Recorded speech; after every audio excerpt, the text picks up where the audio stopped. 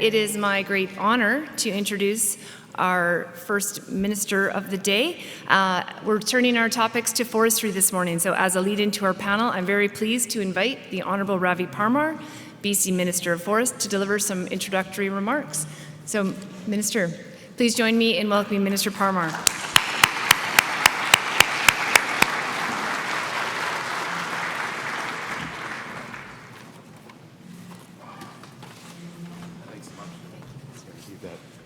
Good morning, everyone. How are we doing?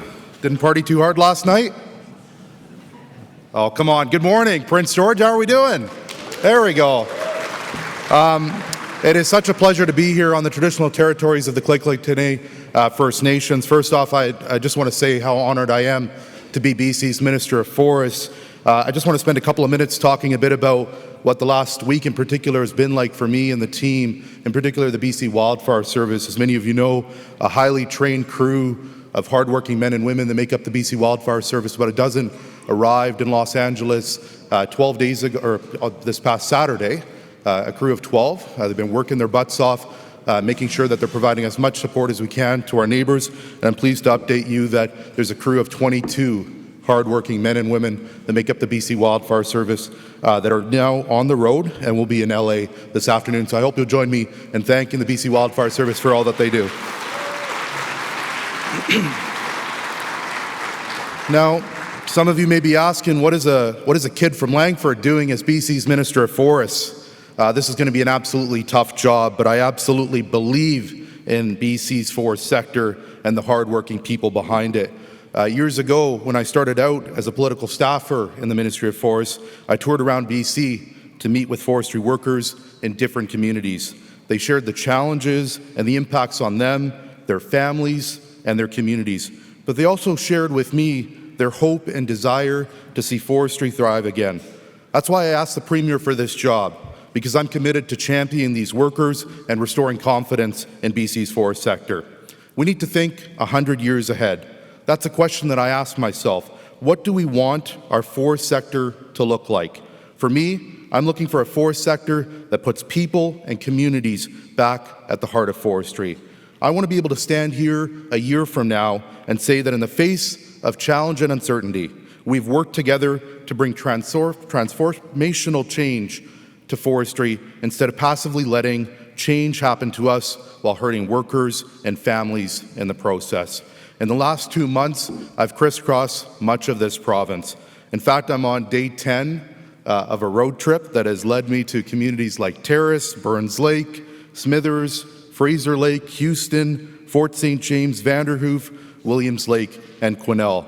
I've had the privilege of being on the ground touring mills like Nechako Lumber in Vanderhoof and the brand new Hampton Lumber Mill in Fort St. James that opened last year. I went snowshoeing for the first time with Mayor Sarah Story to see their commercial thinning in their community forest. I only fell once. That's right, Mayor Story. I don't know if you're here, but you could attest to that. I joined the Kliklik contractors in the bush to see their world-class harvesting practices in action. I've met with countless workers, labor leaders, local governments, and First Nations. But what I've seen in these past couple of months is an industry and its people gearing up for the challenges ahead. I know that the many challenges we're facing is daunting. Record wildfires, market conditions, conservation measures, and the end of the beetle kill harvest, coupled with unfair softwood lumber duties and the more recent tariff threat from the U.S. President-elect Donald Trump. I know that there are so many challenges out there. Last week, I was in a room. I was probably one of the first forest ministers in a long time to walk into a theater at the high school in Vanderhoof in front of 300 people. I'd hear their concerns outright from contractors, families, those that work in the forest sector, and those that benefit from the forest sector. But the stories I've heard are evidence of the hard work and dedication of BC's forestry sector.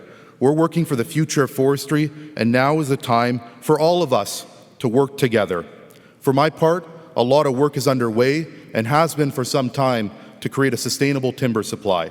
You can see that in our efforts to speed up salvage logging of wildfire-damaged wood, and the jobs we've protected by reducing raw log exports by close to 60%, and in the projects we've supported through our continued investment in the Forest Enhancement Society of BC. Those projects alone have moved 60,000 logging trucks worth of fibre out of the bush. That's fibres that once would have been burned in slash piles and instead has created jobs and revenues for local communities and businesses.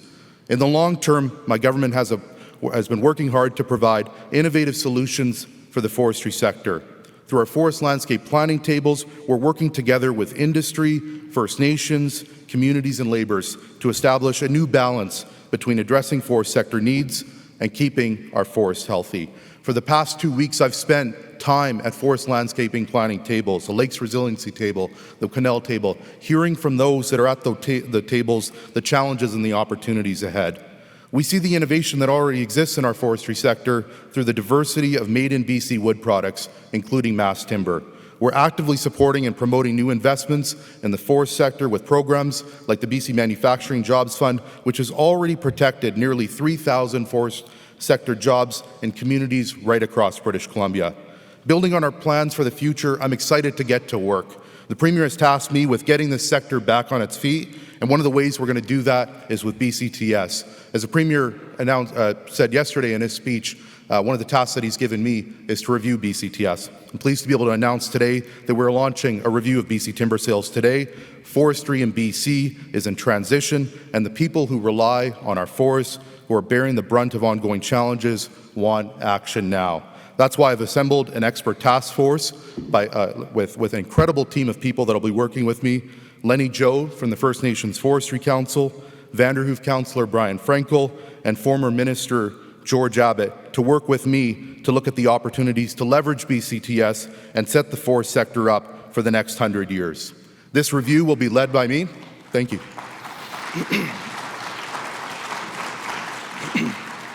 This review will be led by me and my team with the support from this expert task force, and will utilize the Provincial Forestry Forum to ensure all interests in the forest sector are captured.